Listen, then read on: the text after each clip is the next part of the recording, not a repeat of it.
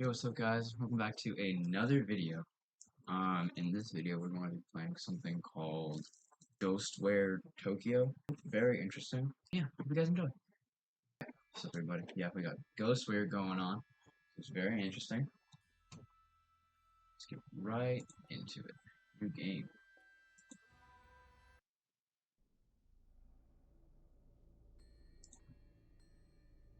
There we go. God damn it.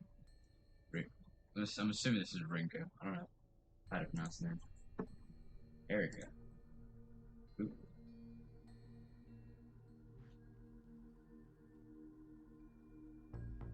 No one wants to talk about it, but it's all that's on anyone's mind these days. Serious things happening all around Shibuya.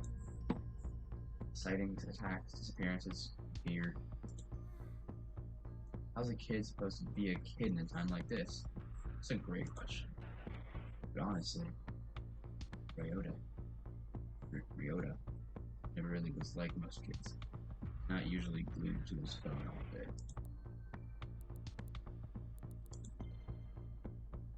Ryota's concerns bring him to a mysterious case file posted online. It's titled The Kurigauka Vanishing. He reads it to himself the best he can. Having tracked another report of a dark fog in the area, I arrived to find it passed, leaving dreary rain. At the scene, all we found were the clothes of the mother and son, left behind by two molted cicada shells. It's hard to even imagine a parent and her child just gone, precious lives snuffed out forever. My heart sank knowing I had failed to protect them. It was the worst feeling I'd ever felt. As if on cue, the rain started pouring down, heavier than ever. It fell with each passing moment, but I couldn't be bothered to take out my umbrella. That's when the obvious culprits returned to the scene of the crime. A group of monsters. They had umbrellas of their own, as if the rain followed them wherever they go. I was furious. I brought hell down onto them at that very moment. They tried to protect themselves with the umbrellas, but I kept pounding on them until they were battered and broken. I was so exhausted I could have fallen over at any moment. My utter wrath kept me going. As I picked up to leave, I still refused to open my own umbrella and just walked away. Rain pouring and soaking into the room. Dang, dang, what? Okay. So that was that. There any... Unable to shake the idea that monsters are all around him, Ryota navigates on his phone to a document called the Marun Marunochi Vanishing. More vanishing. The language is complicated, but he works to understand it. It says, I got a tip of a missing woman from Marionucci. Marinucci. Alright, let's go with that.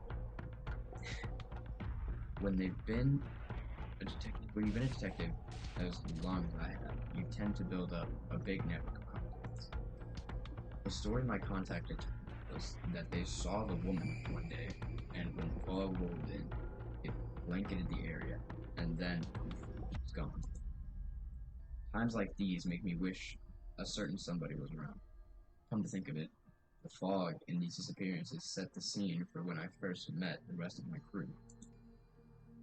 Everybody kept talking about the folks just up and disappearing, and I thought it was a load of horse crap.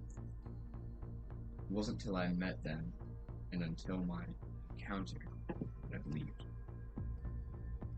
Ooh, encounter. Spooky. Ever since then, I've been haunted by what I would have once called hallucinations. Turns out being able to see spirits and monsters isn't fantasy movie nonsense after all. That's interesting. guess I should be thankful, because otherwise I wouldn't have been able to see through them. Wouldn't have seen through that monster taking the form of a woman. It made a bunch of red orbs appear that chased me around, but I knew so long as I didn't let myself get surrounded, I'd be okay. She was a nightmare to look at, so I put her out of her misery. God. When I searched the scene, I spotted a woman's handbag, found the missing lady's ID card, and I came across some clothes that looked like they would have been hers. They were in a little pocket. But the way they had fallen made it clear her body just vanished. No mistaking whose handiwork it wasn't. I'd finally managed to get my hands on a solid enough lead to work with. Okay. Interesting. The bathroom vanishing. I like these. Bathroom vanishing. Like monsters really live among us? These case files say yes, they absolutely can. You, according to this. A lady called me about a missing person who had vanished from the bathroom of her apartment. Usually I'd brush it off as another runaway, but after seeing the crows circling above her apartment, I had the feeling they'd ignore this. The black stains on the front door verified my hunch. It turns out that I'm the only one that can see these black stains. That's interesting.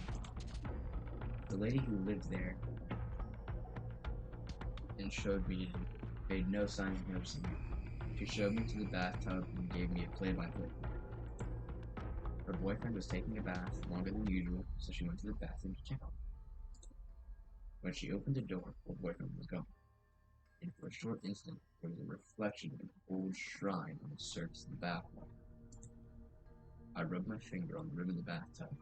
There was a transparent, sticky slime-like substance on it. The reflection of a shrine shone on the water's surface. I'll need to talk further with my team about this incident to see if these things ring any bells. I purged the black stains on the front door and then left the scene. What would you do now? Any of us do.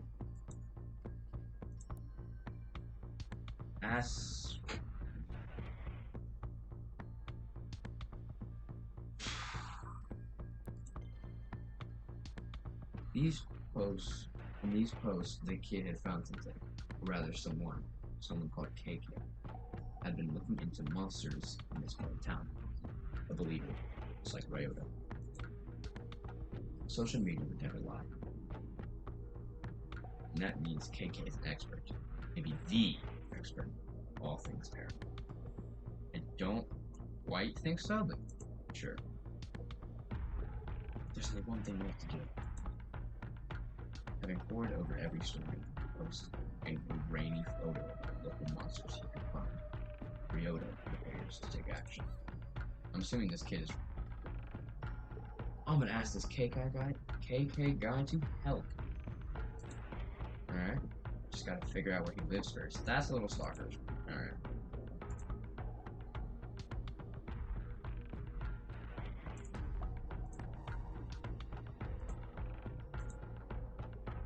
Dear Mr. Investigator Person.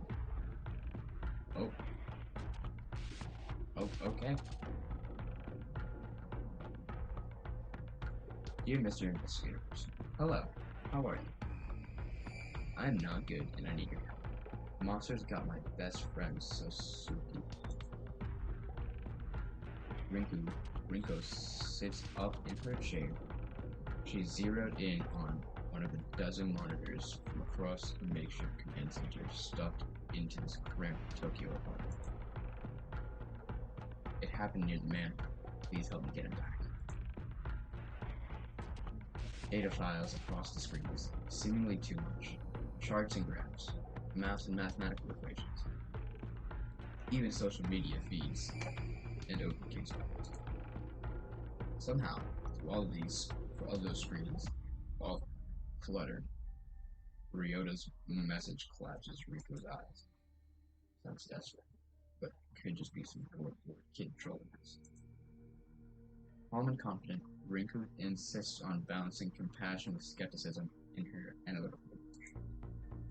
On the other hand, that manhole is within the vicinity of several recent accidents. Maybe he is involved.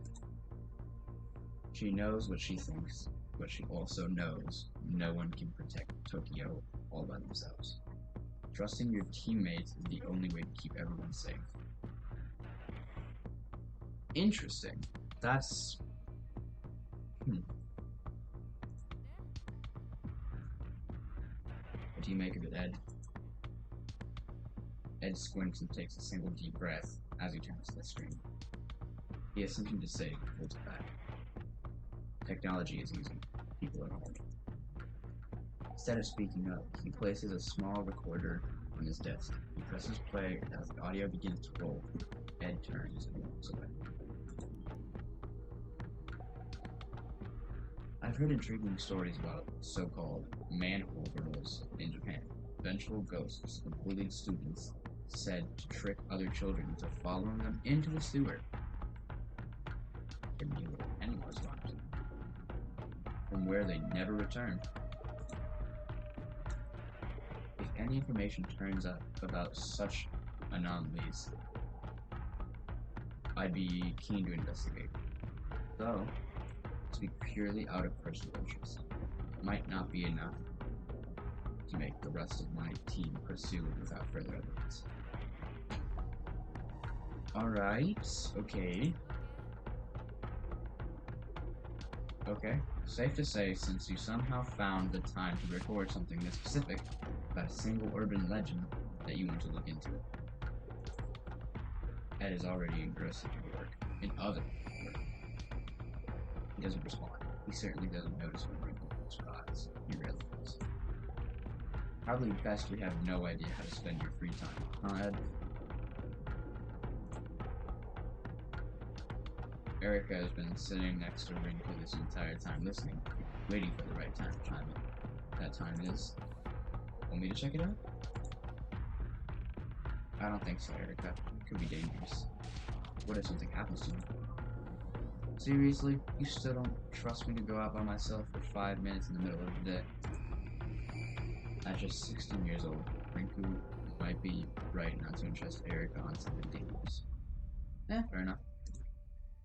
But Rinku knows that Erica has shown a maturity beyond her years. She gives Erica an almost sisterly look of skepticism. You know it's not that. Rinku quickly turns back to her monitors and away from Erica. But for all of her maturity, Erica can't keep quiet from pouting.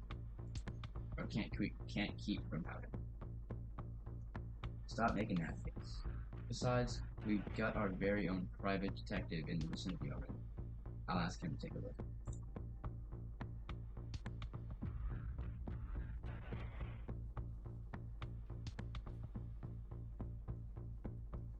The stall is brimming as a wide array of customers eat in relative silence.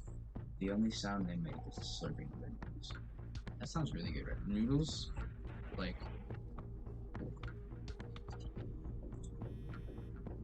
That silence breaks when a phone begins to vibrate on the countertop. The owner ignores it, choosing to focus on his meal instead. The phone doesn't care about his hunger. It continues to vibrate. The phone rings.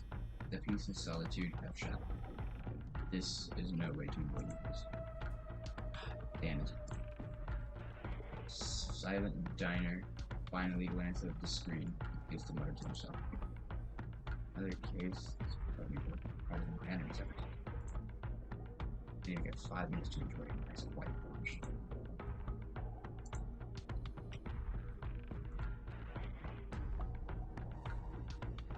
Let me guess, I'll be risking life and limb. That why you let it ring for so long? Too scared to pick up? You know the exact day I stopped being scared of anything. The day you stopped being a loner and hooked up with us, so we could have your back. Sure, that works. Besides, I'm not too full enough to pretend this team isn't half okay. If you need backup, you know I'll be there. No questions asked. I actually already volunteered, but right now there's nothing dangerous to be worried about. It's a simple check-in on a report of some suspicious activity that might be connected to the phenomenon. It's always the simple cases that go south the fastest. You know what? You're right. Maybe Erica should run point on this one. Sure, she's just a kid, but you're so busy. Whoa, hold up. Let's not sacrifice the rookie to make me look bad. I'm already out. Send me the info and I'll get on it. First, though, to talk to more people about something.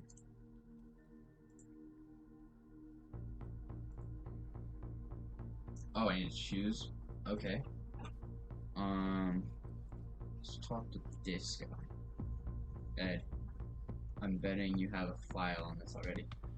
Got a file on everything. Funny you'd say that. I have files dedicated solely to listening subjects that I don't have. Listing subjects that I don't have more complete files on. Want me to pull them up? Just give me the highlights. Unfortunately, what I know about the legend of the manhole girl so far is that it's just that legend. There may not be anything else to know. It appears to be a story passed around by kids as sleepovers. Wouldn't be the first time something that isn't supposed to be real attacked me in work out. You're worried. Maybe it's time I return back to fieldwork. When I wear my hat, I blend right into Tokyo crowd. To a Tokyo crowd. That's interesting. Funny.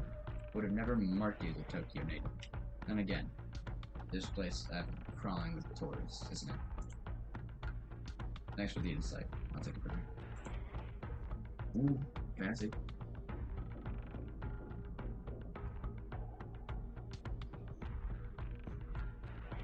Ryota doesn't seem to notice the people passing in the street. They don't notice him either. He is young. He is very much young. You know, I felt like him once. Felt alone, had nobody. Now I got somebody. I don't know if that somebody is watching, she's probably not, but if you are, and his focus is centered on the small bit of paint in his hands. After a couple folds, the paper finds a familiar configuration. With a head, arms, and body, take shape. A palm-sized person stands in his hand. That looks more like a really... looks like some sort of like angel type thing. As Ryota inspects his creation, someone who has been observing him from afar steps out of the shadows. That's a little creepy there, bud. Oh, what have you got there? Oh, it's the guy and then the guy. Okay. Ryota looks up. He's nervous and clutches the paper doll in his hands. Stay green. He's not running or hiding, despite the gruff stranger staring at him. Not looking, staring. Intensely looking at him. No need to be afraid. I'm not here to do anything bad to you or your girlfriend.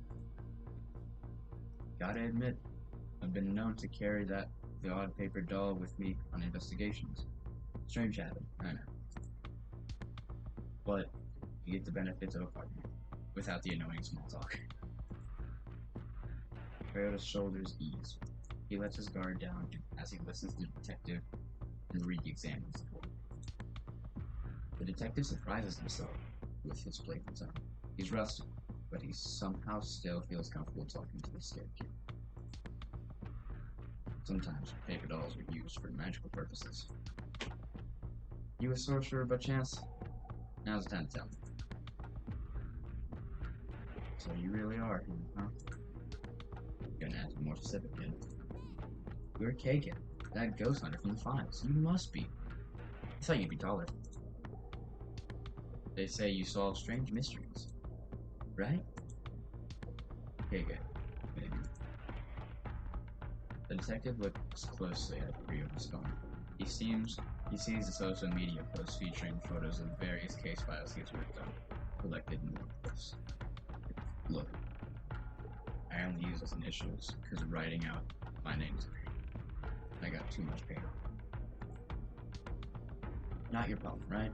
Anyhow, that's me, KK. But I'm not a ghost hunter. I'm a detective. KK's demeanor hardens a bit, dropping into playfulness. You wanted an investigator, kid? Well, you got one. So glad you're going to look into the disappearances at the manholes. Here's the thing. I already did some calls on the way here. There's no record of any recent disappearances. We got a few friends in the force, so dig up dirt quick. They shoot Ryota seriously. Not trying to pull a fast one on me, are you, kid? It's true, honest. My buddy Suzuki disappeared. He hasn't come home since yesterday. Last day I saw him was right back here. Ryota mentions his motions to the alley behind. He went down that way. I tried to follow him, but I couldn't find him. He was completely gone. If Ryota's bluff, he's an incredible liar. A sadness comes over him. He looks back toward the alley. Eka looks back and forth from the kid to the alley behind him. The alleys are dark. This one looks like it's never seen daylight. See any flaw wouldn't happen when he disappeared? Now that you mentioned it, there has been something spooky around, like a kind of fog or darkness, but it came and then went. Alright. Okay, mutter something to himself. As he eyeballs the alley behind. Nothing looks immediately out of place. There's so much going down in the city, some kid getting lost as an example seemed like a front page news. Okay, well, press for more info. Okay. So, I feel like the kid could be serious. Because at the beginning we were playing as him, we could tell that he was like, he wanted something that happened to his friend. So, I need more to go on. Why are you so convinced he was taken? Didn't happen to anyone else around here? Didn't happen to anyone else. But it did happen to my best friend. Suzuki's been missing for 2 full days. Everyone has been looking. No one can find him. What about his parents? About the police report? I'm the only one who really cares about Suzuki. I know he needs me. No one else is even looking for him. Just me. Look at that. That would suck. If I were to like go missing, and like it was only one of my friends that actually cared. Yeah, that would suck. It's like you saw crows circling above the building. In one of these cases you investigated. You knew there was more to it than everyone else. Well, Mr. KK, I know there's something more to Suzuki's disappearance. I just need your help. You did your homework, huh? Press. And more dedicated than most adults I know. You remind me of my friend Erica. She lost someone too. She'll never stop fighting. KK takes me. Alright, show me exactly where Suzuki pal of yours is. Okay, so you're gonna look into it? I'm here, and I'm checking with my team and see if they figured out. See if they figured out anything. It could save us some time. What's up? We're all here. Just need a quick word with one of you. Follow up on what the kids told me.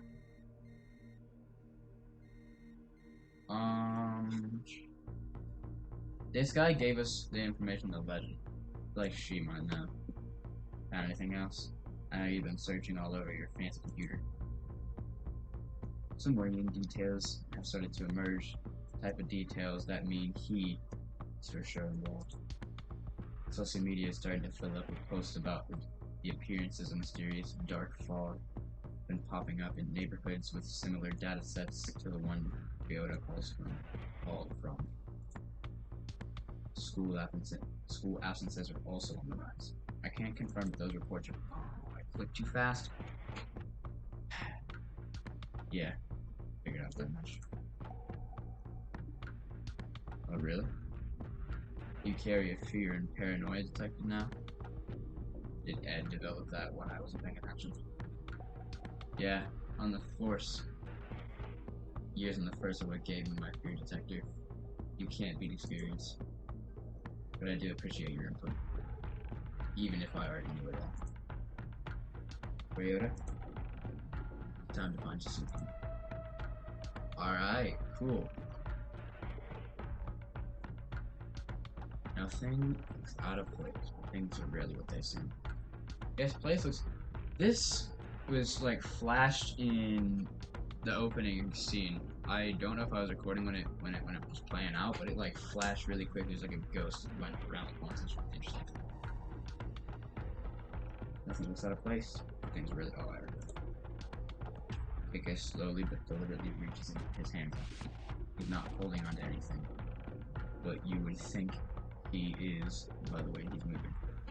Like he's got something invisible, daunting, dangling from his fingertips. Alright. Ryota has no clue what he's trying to do. He watches closely. However, what happens next can only be seen by KK.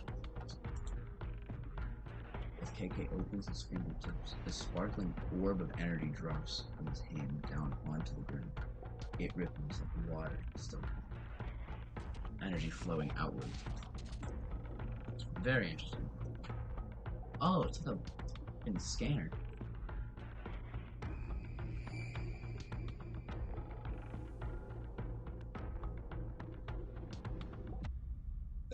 That's what I was talking about. A strange trail floats into view, as though a spirit has passed through this place. Psychic energy. The trail leads further on, deeper into the alley, and out of view. Guess he went that way. Puzzling. Yoda follows KK's eye line down the alley. Sees nothing out of the ordinary. What happened? I don't see anything. Trust me, kid. It's good you can't see it. This is a power you don't want. And your two don't. Take a risk like that and change your life forever. The world's a scary place. It keeps getting worse. We're gonna have to find your friend and get you back to your life. Okay.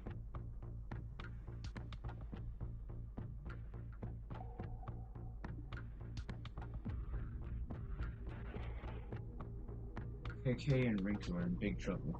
This time, running like rats, desperate to stay alive. Only a dingy old sofa between them and monsters. We better find another exit. Rinku turns to KK and sees him holding his head. He appears to be in great pain. Damn, it's happening again. Your body's reacting to the ether. As KK looks at the room, his vision begins to break in half. He tries to focus, but rather than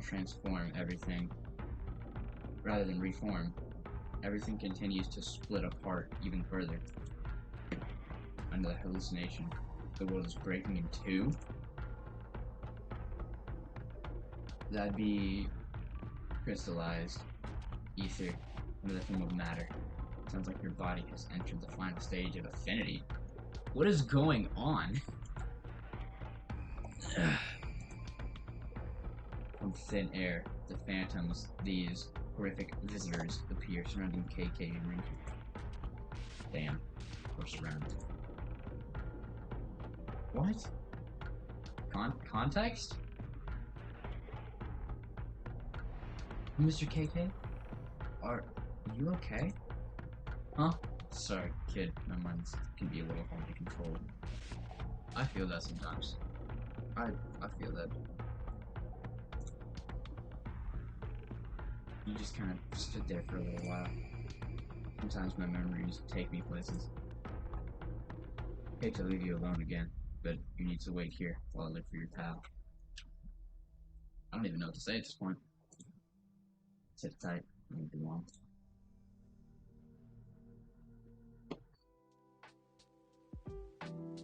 I think right there is a great place to leave it. Yeah, I